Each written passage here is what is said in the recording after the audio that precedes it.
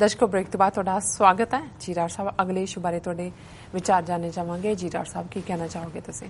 देखो असीं बहुत बार शब्द जां लफज अल्फाज जी जैनोसाइड इस्तेमाल करते हैं। पंजाबी च भी नस्लकुशी जां नस्लघात शब्द इस दे लई इस्तेमाल हुंदे ने जी। वैसे असीं घल्लूघर है साडा अपना जिहड़ा घड़िया होया शब्द है 18वीं सदी का। यहूदी ज़्यादा जदों नाजियां दे जो जुल्मां दी गल करदे ने ते होलोकॉस्ट दी गल करदे ने। पिछले कुछ समय तो खास तौर पर बॉसनिया च जदों सर्बिया वालियां ने जुल्म कीते, सर्बिया फौज ने बॉसनियन मुसलमानां ते, जां 1991-92 च जदों रवांडा दे विच हुत्सी तुत्सी ट्राइब्स के झगड़े के थले उन्हां दा एक वड्डी गिणती च मैसैकर रवांडन एक ट्राइब का दूजे ने किया तो उदों तो ज़्यादा शब्द एथनिक क्लिनजिंग भी इस्तेमाल शुरू होया। हुण जदों असीं रोहिंग्या मुसलमानां दा हाल देख रहे हैं म्यांमार दे विच ते उहदे लई भी एथनिक क्लिनजिंग और जैनोसाइड ये दोनों ही लफज इस्तेमाल हो रहे हैं। ईवन यूनाइटेड नेशनस ने भी इसनूं एथनिक क्लिनजिंग उन्होंने ह्यूमन राइट्स हाई कमिश्नर ने किया। हुण क्योंकि शायद कुछ साल पहला मैं इनू टच बेस किया होएगा पर क्योंकि नवे जुड़ते हैं साडे नाल व्यूअर्स भी यंगर जनरेशन भी तो बेशक इनफॉर्मेशन तो अजकल बहुत सारी पई है इंटरनेट ते, लेकिन साडा ये हुंदा है कि भी जिहड़ी चीज़ ਦਾ इस्तेमाल जां जिहड़े अल्फाज का इस्तेमाल हुंदा है जिहड़े सिद्धांत ने उन्हां बारे अवेयरनैस होए। सो डॉक्टर ग्रैगरी एच स्टैंटन ये इन्होंने एक संस्था जैनोसाइड वॉच बनाई है। हुण तां काफ़ी एल्डरली ने, अमेरिकन यूनिवर्सिटी दे विच भी professor had of the department और मेरे लिए ये फखर वाली गल भी रही कि उत्थे वाशिंगटन DC दे विच TV channel passion for truth उन्हों की discussion once in a month कई बार ट्वाइस भी होंदी सी पैनल डिस्कशन जिहदे च सीनियर ब्यूरोक्रैट वाइट हाउस के बंदे और दूजे और डॉक्टर जिहड़ा स्टैनली ग्रैगरी जिहड़े ने ये भी रहे ने और मैं कई बार एटलीस्ट घट्टो घट्ट 4-5 पैनल डिस्कशनस इन्हां दे नाल उस पैनल च सी और मैं जो देखदा कि दुनिया च अज उन्हां नूं एज ए उन्हां दी जिहड़ी जैनोसाइड वॉच है संस्था उन्होंने एज ए अथॉरिटी मन्निया जाता है कि जदों जैनोसाइड किसी नूं कहा जाता है जां मन्निया जाता है जां ह्यूमन राइट्स ऑर्गेनाइजेशन जां UN डिनोट करती है तो किहड़ियां स्टेजिस ने जिहड़ियां कि अल्टीमेटली जिन्हां लोकां दे नाल जो रोहिंग्या दे नाल होया जो सिखां दे नाल होया जदों असीं सिख जैनोसाइड की गल करते हैं जून 84 नवंबर 84 जो बहुत बार आदिवासियों दे नाल भारत दे विच हुंदा है जां हो रहा है अज रोहिंग्या दे नाल जो हो रहा है साडे सामने है। सो उहदा की हुंदा है किवें वो जैनोसाइड बनदा है किवें वो माहौल क्रिएट किया जाता है जां यहूदियां दा होण तो पहलां की माहौल क्रिएट किया गया जां एक होर वड्डा ट्राइब जिहड़ा कि साउथ एशियन मूल दा और जिहड़े उदों भी मारे जाते रहे हिटलर नाजियां ने भी मारे अज भी उन्होंने चोर लुटेरे क्रिमिनल मन्निया जाता है। जिप्सी जिहड़े ने उन्हां दे नाल किवें वो होया और ईवन अज जे असीं सिकलीगर सिखां दी गल करिए तो सिकलीगर भी उस सिचुएशन च ही ने जिहदे च कि उन्होंने और वो 8 स्टेजिस मैं क्विकली डिस्कस करनिया चाहांगा जिहड़ा कि द 8 स्टेजिस ऑफ जैनोसाइड जिहड़ा डॉक्टर ग्रैगरी स्टैंटन दी जिहड़ियां ने उस दी उन्हें तरतीबबद्ध किया और उन्होंने मानता है। क्लासीफिकेशन 8 स्टेजिस उन्होंने 8 सिरलेखां दे थल्ले दिते है। मैं समय सीमा करके शायद बहुत पहली गल क्लासीफिकेशन, दूसरी सिंबलाइजेशन, तीसरी डीह्यूमनाइजेशन, चौथी ऑर्गेनाइजेशन, पंजवीं पोलराइजेशन, 6वीं प्रैपरेशन, 7वीं एक्सटर्मिनेशन एंड 8वीं डिनाई।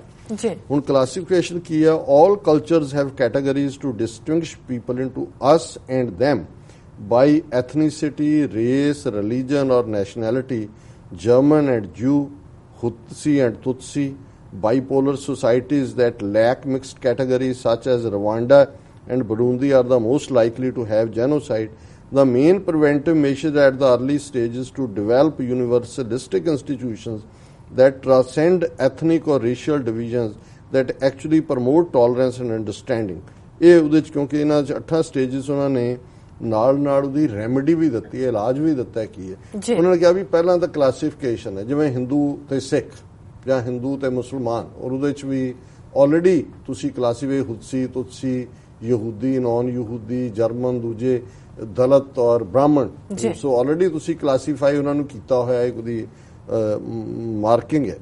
ਦੂਸਰੀ ਸਿੰਬੋਲਾਈਜੇਸ਼ਨ, we give names or other symbols to the classifications. We name people Jews or gypsies or distinguish them by color or dress and apply the symbols to members of groups. Classification and symbolization are universally human and do not necessarily result in genocide unless they lead to the next stage, dehumanization.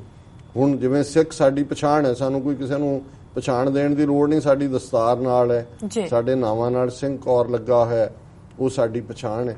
ਪਰ ਇਹਦਾ ਇਹ ਹੈ ਕਿ ਵੀ ਇਹ ਜਿਹੜੀ ਪਹਿਲਾ ਔਰ ਦੂਸਰਾ ਸਟੈਪ ਹੈ ਕਲਾਸੀਫਿਕੇਸ਼ਨ ਔਰ ਸਿੰਬਲਾਈਜੇਸ਼ਨ, ਇਹ ਪਛਾਣ ਤਾਂ ਬਣਾਉਂਦੇ ਨੇ, ਪਰ ਇਹ ਜੈਨੋਸਾਈਡ ਵੱਲ ਉਦੋਂ ਧੱਕੇ ਜਾਂਦੇ ਨੇ ਜਦੋਂ ਇਹਨਾਂ ਨੂੰ ਡੀਹਿਊਮਨਾਈਜ਼ ਕੀਤਾ ਜਾਂਦਾ ਹੈ। ਜਦੋਂ ਕੋਈ ਸਿੱਖ ਸਾਰੇ ਕ੍ਰਿਮੀਨਲ ਟ੍ਰਾਈਬ ਜੀ, ਇਹਦਾ ਮਤਲਬ ਸੀ ਕਿ ਪਛਾਣ ਸਾਡੀ ਹੈ, ਜਿਹਨੇ ਸਾਨੂੰ ਮਾਰਨਾ ਹੈ ਉਹਨੂੰ ਪਤਾ ਹੈ ਵੀ ਆਹ ਲੋਕ ਨੇ ਔਰ ਇਹ ਜਿਹੜੇ ਨੇ ਪਰ ਇਹ ਕ੍ਰਿਮੀਨਲ ਟ੍ਰਾਈਬ ਨੇ। ਜਾਂ ਅੱਜ ਸਿੱਖਲੀਗਰਾਂ ਦੇ ਬਾਰੇ ਹੈ, ਜਾਂ ਰੋਹਿੰਗੀਆ ਮੁਸਲਮਾਨਾਂ ਦੇ ਲਈ, ਜੇ ਬੰਗਾਲੀ, ਉਹਨੂੰ ਰੋਹਿੰਗੀਆ ਵੀ ਨਹੀਂ ਕਹਿੰਦੇ ਜਿਹੜੇ ਮਿਆਂਮਾਰ ਸਰਕਾਰ ਵਾਲੇ ਨੇ ਜੀ, ਬੰਗਾਲੀ ਮੁਸਲਮਾਨ, ਬੰਗਾਲੀ ਮੂਲ ਦੇ ਜੀ, ਕ੍ਰਿਮੀਨਲਸ। ਸੋ ਉਹਦੀ ਜਿਹੜੀ ਥਰਡ ਸਟੇਜ, ਸੈਕੰਡ ਸਟੇਜ ਚੋਂ ਜਦੋਂ ਉਹਨੂੰ ਡੀਹਿਊਮਨਾਈਜ਼ ਕੀਤਾ ਜਾਂਦਾ ਵੈ, ਨਾਜ਼ੀ rule the blue scarf from people from East Zone to Khmer of Cambodia to combat symbolization, hate be outlawed as well. Hate ਸ਼ੁਰੂ ਹੁੰਦੀ ਹੈ। The problem is that legal limitations will face ਅੱਗੋਂ, ਕਿਉਂਕਿ ਮੈਂ ਰੈਮਡੀ ਪੜ੍ਹਨ ਲੱਗਾ ਫਿਰ ਵਕਤ ਨਹੀਂ ਬਚਣਾ।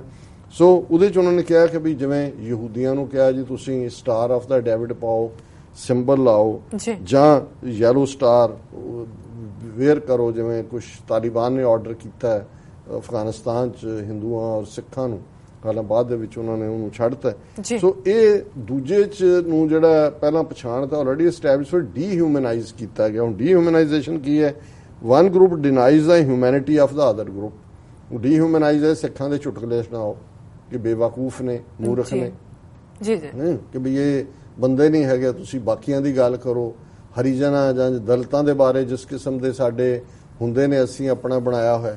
ਸੋ ਇਹ ਡੀਹਿਊਮਨਾਈਜ਼ ਹੈ। ਉਹਨਾਂ ਨੂੰ ਬਿਲੋ ਹਿਊਮਨ ਬੀਇੰਗ ਸਾਬਤ ਕਰਨ ਦੇ ਲਈ ਤੁਸੀਂ ਉਹਨਾਂ ਦੀਆਂ ਕਹਾਣੀਆਂ ਸੁਣਾਉਂਦੇ ਹੋ, ਲਤੀਫੇ ਸੁਣਾਉਂਦੇ ਹੋ, ਉਹਨਾਂ ਦੇ ਨਾਲ ਜੋੜ ਕੇ ਘਟੀਆ ਗੱਲਾਂ ਕਰਦੇ ਹੋ, ਕਿਸੇ ਦੀਆਂ ਔਰਤਾਂ ਬਾਰੇ ਤੁਸੀਂ ਮਾੜੇ ਸ਼ਬਦ ਕਹਿੰਦੇ ਹੋ, ਔਰ ਉਸ ਸਾਰੇ 'ਚੋਂ ਹੁੰਦਾ ਵੀ ਤੁਸੀਂ ਪਹਿਲਾਂ ਹੀ ਮਨ 'ਚ ਬਣਾ ਲਿਆ ਵੀ ਇਹ ਹਿਊਮਨ ਨਹੀਂ ਹੈਗੇ, ਇਹਨਾਂ ਨਾਲ ਜੇ ਹੋਏ ਵੀ ਕੁਛ ਤਾਂ ਕੋਈ ਗੱਲ ਨਹੀਂ। Members of it are equated with animals, vermin, insects or diseases. ਜਿਵੇਂ ਹਿੰਦੂ ਨਵੰਬਰ 'ਚ ਕੇ सांप का बच्चा है जी, वो कहना जी कहानी, वो आया कहते लेट हो गया, कहता जी मैं जरा एक सिख और एक सांप के साथ लड़ाई थी, कहते पहले किसको मारा? सिख को मारा जी। और ये है कि तुसी ਡੀਹਿਊਮਨਾਈਜ਼ करता भी सिख मारना इवें ही है, वो सप नालों भी ज्यादा खतरनाक है। सो ये सारी जी dehumanization overcomes the normal human revulsion against murder. जे तुसी आम बंदे नूं मारो तो तुहाडा ह्यूमन माइंड भी कहेगा, पर जे तुसी ਡੀਹਿਊਮਨਾਈਜ਼ कर दिता है ਕਿ ਜੀ ਇਹ ਤਾਂ ਮਾਰੇ ਜਾਣ ਦੇ ਹੀ ਕਾਬਲ ਨੇ, ਤੇ ਉਹ ਤੁਹਾਨੂੰ ਜਿਹੜਾ ਹੈਗਾ ਉਹ ਉਹਦੇ 'ਚ ਤੁਹਾਡਾ ਅੰਦਰ ਕੋਈ ਰਿਵਲਸ਼ਨ ਨਹੀਂ ਹੁੰਦੀ ਤੁਹਾਡੀ। Then is organisation. ਜਿਵੇਂ ਹੁਣ ਮੁਸਲਮਾਨਾਂ ਨੂੰ ਕਿਵੇਂ ਕ੍ਰਿਮੀਨਲਾਈਜ਼, ਡੀਹਿਊਮਨਾਈਜ਼, ਦੁਸ਼ਮਣ ਇਹਨਾਂ ਨੇ ਗੁਲਾਮ ਕੀਤਾ, ਜ਼ੁਲਮ ਕੀਤਾ, ਔਰੰਗਜ਼ੇਬ ਨਾਲ ਜੋੜ ਦਿਓ, ਦੂਜੇ ਨਾਲ ਜੋੜ ਦਿਓ, ਫਿਰ ਜਸਟੀਫਿਕੇਸ਼ਨ ਹੁੰਦਾ ਜੀ ਔਰੰਗਜ਼ੇਬ ਨੇ ਤਾਂ ਕੀਤੇ ਸੀ, ਅਸੀਂ ਵੀ ਕਰ ਰਹੇ ਹਾਂ। The organisation. Genocide is always organised usually by the state, often using militias to provide deniability of state responsibility. Sometimes organization is informal as Hindu mobs led by local RSS militants or decentralized terror groups, terrorist groups. उन्हों गौ रक्षक, love जिहाद दे थले दूजे तीजे कि भी state दी पैटनेज हुंदी है ते मिलिशिया खड़ा हो जाता है। जिवें नवंबर 84 सिखां दी हंटिंग क्राउड जिहड़ी है क्रिमिनल्स दी लै आओ, ਰੰਗੜਾਂ ਦੀ ਲੈ ਆਓ, ਹਰੀਜਨਾਂ ਦੀ ਲੈ ਆਓ, ਕਿਸੇ ਹੋਰ ਦੀ ਲੈ ਆਓ, ਪਰ ਜ਼ਾਹਰ ਹੈ ਵੀ ਸਟੇਟ ਦੀ ਪੈਟਰਨੇਜ ਹੈ, ਪਛਾਣ ਹੋਈ ਹੋਈ ਹੈ ਵੀ ਕੀ ਹੈ। ਘਰਾਂ ਦੇ ਬਾਹਰ ਵੋਟਰ ਲਿਸਟਾਂ ਤੋਂ ਪਛਾਣ ਹੈ, ਪੱਗਾਂ ਤੋਂ ਪਛਾਣ ਹੈ, ਤੁਸੀਂ ਟਰੱਕਾਂ ਦੇ ਉੱਤੇ ਹੋ, ਤੁਹਾਡੇ ਬਾਹਰ ਖੰਡਾ ਲੱਗਾ ਉਹਦੇ ਤੋਂ ਪਛਾਣ ਹੈ, ਤੁਹਾਡੇ ਨਹੀਂ ਵੀ ਪੱਗ ਹੈਗੀ, ਕੜਾ ਪਾਇਆ ਉਹਦੇ ਤੋਂ ਪਛਾਣ ਹੈ। ਸੋ ਆਲਰੇਡੀ ਲੇਕਿਨ ਸਟੇਟ ਸਪਾਂਸਰਡ ਗਰੁੱਪ ਜਿਹੜੇ ਨੇ ਉਹ ਆਰਗੇਨਾਈਜੇਸ਼ਨ ਉਹਨੂੰ ਜਿਹੜੇ ਹੈ ਅੱਜ RSS ਦੇ ਕੋਲੋਂ ਸਾਰਾ ਨੈਟਵਰਕ ਹੈ, ਕੋਈ ਬਜਰੰਗ ਦਲ, ਕੋਈ ਦੂਜਾ। ਪੰਜਵੀਂ ਸਟੇਜ ਹੈ ਪੋਲਰਾਈਜੇਸ਼ਨ, ਧਰੂਵੀਕਰਨ। ਹੁਣ ਪੋਲਰਾਈਜੇਸ਼ਨ ਕੀ ਹੈ? Extremist drive the groups apart, hate groups broadcast polarizing propaganda. ਜਿਵੇਂ ਤੁਸੀਂ ਅਫਵਾਹਾਂ ਫੈਲਾ ਦਿਓ ਕਿ ਜੀ ਖੂਹ 'ਚ ਜ਼ਹਿਰ ਪਾਤਾ ਸਿੱਖਾਂ ਨੇ, ਮੁਸਲਮਾਨ ਜਿਹੜੇ ਨੇ ਉਹ ਲਵ ਜਿਹਾਦ ਕਰਕੇ ਹਿੰਦੂ ਕੁੜੀਆਂ ਫਸਾ ਕੇ ਉਹਨਾਂ ਨੇ ਉਹ ਪੂਰੀ ਉਹਦੀ ਟ੍ਰੇਨਿੰਗ ਹੈ, ਉਹਨਾਂ ਨੇ ਉਹਨਾਂ ਨੂੰ ਬਣਾ ਦੇਣਾ ਜਿਹੜਾ ਮੁਸਲਮਾਨ ਬਣਾ ਦੇਣਾ, ਜਾਂ ਮੁਸਲਮਾਨਾਂ ਦੀ ਗਿਣਤੀ ਇਹਨਾਂ ਦੇ ਇੰਨੇ ਨਿਆਣੇ ਇੰਨੀਆਂ ਇਹਨਾਂ ਦੀਆਂ ਬੀਵੀਆਂ ਨੇ ਕਿ ਇਹ ਤਾਂ ਵੈਸੇ ਹੀ 50 ਸਾਲ ਬਾਅਦ ਜਿਹੜਾ ਉਹ ਇਹਨਾਂ ਦੀ ਆਬਾਦੀ ਸਾਡੇ ਤੋਂ ਵੱਧ। ਔਰ ਜੇ ਤੁਸੀਂ ਉਹਨੂੰ ਔਰ ਈਸਾਈ ਜਿਹੜੇ ਨੇ ਜੀ ਸਭ ਨੂੰ ਈਸਾਈ ਬਣਾ ਰਹੇ ਨੇ, ਪੈਸੇ ਦੇ ਕੇ ਬਣਾ ਰਹੇ ਨੇ। ਹੁਣ ਇਹ ਜਿਹੜੀ ਸਾਰੀ ਹੈ ਇਹਦੇ ਥੱਲੇ ਔਰ ਜਿਵੇਂ ਆਦਿੱਤਿਆਨਾਥ ਯੋਗੀ ਜਾਂ ਜੋ RSS ਦਾ ਪੋਲਰਾਈਜ਼ ਕਰ ਦਿਓ, ਧਰੂਵੀਕਰਨ। 80% ਹਿੰਦੂ ਜਿਹੜਾ ਨਹੀਂ ਵੀ ਪ੍ਰੈਕਟਿਸਿੰਗ ਹਿੰਦੂ ਹੈ ਉਹ ਵੀ ਮੁਸਲਮਾਨਾਂ ਨੂੰ ਦੇਖ ਕੇ, ਘੱਟ ਗਿਣਤੀਆਂ ਨੂੰ ਦੇਖ ਕੇ, ਲਓ ਜੀ ਸਿੱਖਾਂ ਨੇ ਤਾਂ ਸਾਰੀਆਂ ਕਬਜ਼ਾ ਕੀਤੇ ਹੋਏ ਨੇ, ਹਰ ਬਿਜ਼ਨਸ ਤੇ ਇਹਨਾਂ ਦਾ ਕਬਜ਼ਾ, ਜੋ ਨਵੰਬਰ 84 ਤੋਂ ਪਹਿਲਾਂ ਜੋ ਹੁਣ ਵੀ ਹੁੰਦਾ ਜੀ। ਫਿਰ 6ਵੇਂ ਪ੍ਰੈਪਰੇਸ਼ਨ, ਫਿਰ ਤੁਸੀਂ ਉਹ ਜੈਨੋਸਾਈਡ ਫਾਈਨਲ ਕਰਨਾ। ਉਹਦੀ ਕੀ ਹੈ? Victims are identified and separated out because of their ethnic or religious identity. ਉਹਨਾਂ ਨੂੰ ਤੁਸੀਂ ਆਈਡੈਂਟੀਫਾਈ ਕੀਤਾ।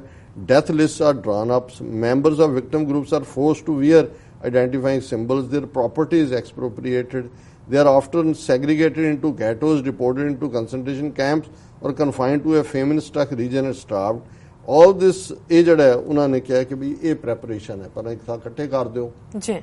ਫਿਰ ਜਿਵੇਂ ਪੁਲਿਸ ਆਂਦੀ ਸੀ, ਸਿੱਖਾਂ ਦੇ ਘਰਾਂ 'ਚੋਂ ਹਥਿਆਰ ਲੈ ਜਾਂਦੀ ਸੀ, ਔਰ ਜਿਵੇਂ ਭੀੜਾਂ ਨੇ ਉਹਨਾਂ ਨੂੰ ਕਹੋ ਜੀ ਸਿੱਖ ਤਾਂ ਗੁਰਦੁਆਰੇ 'ਚ ਇਕੱਠੇ ਹੋਏ ਨੇ, ਇੱਕ ਥਾਂ ਤੇ ਅਟੈਕ ਕਰੋ। ਇਹ ਸਾਰੀ ਪ੍ਰੈਪਰੇਸ਼ਨ ਹੈ। ਫਿਰ 7ਵਾਂ ਫਾਈਨਲ ਐਕਸਟਰਮੀਨੇਸ਼ਨ, ਜਿਵੇਂ ਪੂਰੀ ਐਕਸਟਰਮੀਨੇਸ਼ਨ ਹੈ। Begins and quickly becomes the mass killing legally called genocide. ਜਿਹੜੀ ਮਾਸ ਕਿਲਿੰਗ ਹੈ, ਕਿਉਂਕਿ ਉੱਪਰਲੀਆਂ ਸਟੇਜਸ ਪੂਰੀਆਂ ਹੋ ਗਈਆਂ, ਫਿਰ mass killing it is extermination to the killers because they do not believe their victims to be fully human. ਉਹਨਾਂ ਨੂੰ ਹੁੰਦਾ ਜੀ ਤਾਂ ਹੈ ਹੀ ਨਹੀਂ ਇਨਸਾਨ। But it is sponsored by the state. The armed forces after work with militias to do the killing, ਜੋ ਪੰਜਾਬ 'ਚ ਕੀਤੀ 10 ਸਾਲ 84 ਤੋਂ 94 95 ਤੱਕ। ਅਣਪਛਾਤੀਆਂ ਲਾਸ਼ਾਂ, ਕ੍ਰਿਮੀਨਲ, ਆਤੰਕਵਾਦੀ, ਅਲਗਾਵਵਾਦੀ, ਉਗਰਵਾਦੀ ਵੀ ਹਿਊਮਨ ਬੀਇੰਗ ਹੀ ਨਹੀਂ, ਅਸੀਂ ਤਾਂ ਦਹਿਸ਼ਤਗਰਦ ਮਾਰੇ ਨੇ, ਨਹੀਂ ਤਾਂ ਸੁਸਾਇਟੀ ਦੇ ਵਿੱਚ ਕੀ ਹੋ ਜਾਣਾ ਸੀ। ਸੋ ਇਹ ਐਕਸਟਰਮੀਨੇਸ਼ਨ। ਔਰ ਫਾਈਨਲ ਸਟੇਜ ਹੈ ਜਿਹੜੀ ਹਰ ਜੈਨੋਸਾਈਡ ਕਰਨ ਵਾਲੇ ਨੇ ਕੀਤੀ। ਤੁਰਕਾਂ ਨੇ ਅੱਜ ਵੀ ਨਹੀਂ ਮੰਨਦੇ, ਅਰਮੀਨੀਅਨਸ ਦੀ ਔਰ ਹਿੰਦੂ ਸਰਕਾਰਾਂ ਇੱਕ ਤੋਂ ਬਾਅਦ ਇੱਕ ਬਦਲੀਆਂ। ਨਵੰਬਰ 84 ਨੂੰ ਜੈਨੋਸਾਈਡ ਮੰਨਣ ਨੂੰ ਅਜੇ ਵੀ ਇਹ ਤਾਂ ਨਹੀਂ ਹੋਇਆ ਤਾਂ ਲਾਅ ਉਹਨੂੰ ਕਹਿੰਦੇ ਨੇ denial. Denial is the 8th stage that always follows a genocide. ਹਰ ਰਜੀਮ ਜਿਹਨੇ ਜੈਨੋਸਾਈਡ ਕੀਤਾ ਉਹਨੂੰ ਡਿਨਾਈ ਕਰਦਾ। It is amongst the surest indicators of further genocidal massacre. ਜਦੋਂ ਇੱਕ ਐਡਮਿਨਿਸਟ੍ਰੇਸ਼ਨ ਡਿਨਾਈ ਕਰਦਾ ਇਹਦਾ ਮਤਲਬ ਹੁੰਦਾ ਹੋਰ ਹੋਏਗਾ ਜੈਨੋਸਾਈਡ, ਕਿਉਂਕਿ ਉਹ ਉਸ ਗੱਲ ਨੂੰ ਫਿਰ ਜਸਟੀਫਾਈ ਕਰਨ ਦੇ ਲਈ ਜੂਨ 84 ਨੂੰ ਜਸਟੀਫਾਈ ਕਰਨ ਲਈ ਆਪਰੇਸ਼ਨ ਬਲੈਕ ਥੰਡਰ 88 ਚ ਕੀਤਾ, ਦੁਬਾਰਾ ਅਟੈਕ ਕੀਤਾ। ਔਰ ਇਸ ਸਾਰੇ ਚੋਂ ਜਿਹੜਾ ਉਹ ਇਹ ਹੈ ਕਿ ਡਿਨਾਇਲ ਫਾਈਨਲ ਹੈ। The perpetrators of genocide dig up the mass graves, burn the bodies, try to cover up the evidence and intimidate the witness. ਹੁਣ ਸਾਰੀਆਂ ਪੰਜਾਬ ਦੇ ਸਿੱਖ ਜੈਨੋਸਾਈਡ ਤੇ ਢੁਕਦੀਆਂ ਨੇ। ਕਿਵੇਂ ਅਣਪਛਾਤੀਆਂ ਲਾਸ਼ਾਂ ਬਣਾਇਆ, ਜੇ ਖਾਲੜੇ ਨੇ ਪਛਾਣ ਦੀ ਕੋਸ਼ਿਸ਼ ਕੀਤੀ ਉਹਨੂੰ ਵੀ ਐਕਸਟਰਮੀਨੇਟ ਕਰ ਦਿੱਤਾ ਹੈ। ਕੋਈ ਇਨਵੈਸਟੀਗੇਸ਼ਨ ਨਹੀਂ ਹੋਣ ਦਿੱਤੀ। ਪੀਪਲਸ ਕਮਿਸ਼ਨ ਬਣਿਆ, ਲੋਕਾਂ ਨੂੰ ਘਰੋਂ ਚੁੱਕ ਲਿਆ, ਵਿਟਨੈਸਿਸ ਨੂੰ ਡਰਾ ਲਿਆ, ਧਮਕਾ ਲਿਆ, ਖਰੀਦ ਲਿਆ, ਚੁੱਪ ਕਰਾ ਦਿੱਤਾ ਗਿਆ।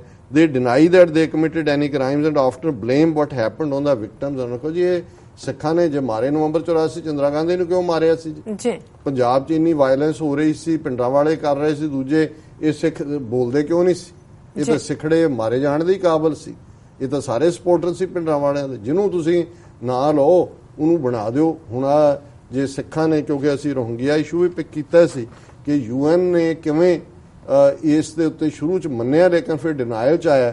ਹੁਣ ਜੇ ਸਿੱਖਾਂ ਨੇ ਰੋਹਿੰਗਿਆ ਮੁਸਲਮਾਨਾਂ ਲਈ ਬੰਗਲਾਦੇਸ਼ 'ਚ ਖਾਲਸਾ ਏਡ ਨੇ ਔਰ ਯੂਨਾਈਟਿਡ ਸਿੱਖਸ ਨੇ ਫੂਡ ਕੈਂਪ ਲਾਏ ਨੇ ਜਾਂ ਮੈਡੀਕਲ ਔਰ ਦੂਜੀ ਹੈਲਪ ਹੈ, ਔਰ ਤੁਸੀਂ ਕਈ ਮੈਸੇजेस ਜਦੋਂ ਰਵੀਸ਼ ਕੁਮਾਰ ਨੇ ਕੀਤਾ ਉਹਦੇ ਥੱਲੇ ਹਾਲਾਂਕਿ ਮੈਜੋਰਟੀ ਐਪਰੀਸ਼ੀਏਟਿੰਗ ਸੀ ਕਿ ਬਈ ਇਹ ਸਿੱਖ ਹੀ ਸਾਡੇ ਸੇਵੀਅਰ ਨੇ, ਪਰ ਦੂਜੇ ਪਾਸੇ ਇਹ ਵੀ ਸੀ ਕਿ ਖਾਲਿਸਤਾਨੀ ਆਤੰਕਵਾਦੀ ਮੁਸਲमान आतंकवादियों की मदद कर रहे हैं। और वो उन्होंने ये सी कि भी ये इनको क्यों औरंगजेब भूल गया, इनको क्यों गुरु अर्जन गुरु तेग बहादुर भूल गए। और हाँ नहीं एक है वो नफरत के जड़ा ईवन भला कम भी करता है ह्यूमैनिटेरियन ਉਹਨੂੰ ਡਿਮਿਨਾਈਜ਼ ਸ਼ੱਕ ਦੇ ਘੇਰੇ ਚ ਲੈ ਆਓ ਕਿ ਇਹ ਆਤੰਕਵਾਦ ਦਾ ਪਾਰਟ ਹੈ। ਪਰ ਇਹ ਕਿਉਂਕਿ ਬਹੁਤੇ ਹੈਲਪ ਕਰਕੇ ਜਾਣ ਵਾਲੇ ਬਾਹਰਲੇ ਸਿੱਖ ਨੇ, ਕੋਈ ਇੰਗਲੈਂਡ ਦੇ ਨੇ, ਕੋਈ ਅਮਰੀਕਾ ਦੇ ਨੇ, ਕੋਈ ਦੂਸਰੇ ਦੇ ਨੇ, ਉਹਨਾਂ ਨੂੰ ਕਹੋ ਜੀ ਆਤੰਕਵਾਦ ਇੱਥੇ ਆਏਗਾ। ਔਰ ਇਹ ਜਿਹੜੀ ਇੱਕ ਸਟੋਰੀ ਸੀ BBC 'ਚ, Rohingya Muslims fear the UN failed them।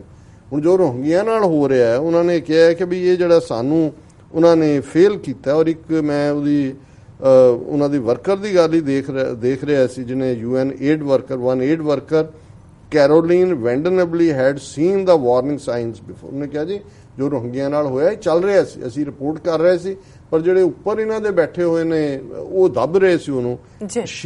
she worked in Rwanda in the run up to the genocide in late 1993 and early 1994, and it says when she first arrived in Myanmar she noticed worrying similarities। ਉਹ ਕਹਿੰਦੇ ਵੀ ਮੈਂ ਰਵਾਂਡਨ genocide 1 million ਲੋਕ ਮਾਰ ਦਿੱਤੇ ਸੀ Rwanda, ਉਦੋਂ ਵੀ ਦੁਨੀਆ ਸੁੱਤੀ ਹੋਈ ਸੀ, UN ਵੀ ਸੁੱਤੀ ਸੀ ਜੀ। ਮੈਂ ਇੱਥੇ ਉੱਥੇ ਆਈ ਮਿਆਂਮਾਰ, ਮੈਨੂੰ ਲੱਗਿਆ ਕਿ ਵੀ ਇਹ ਸਿੰਪਟਮ ਨੇ ਮੈਂ ਜਿਹੜੇ ਰਵਾਂਡਾ 'ਚ ਦੇਖੇ ਹੋਏ ਨੇ।